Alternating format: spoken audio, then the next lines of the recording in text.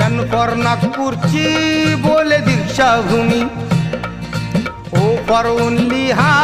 धम्म बुद्धाचा नामी, P for pen ती लेखणी आहे भीमाची,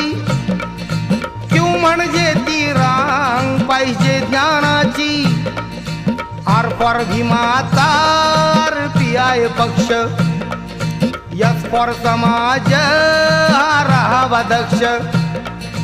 टी फॉर टीचर तुला वळण लावून,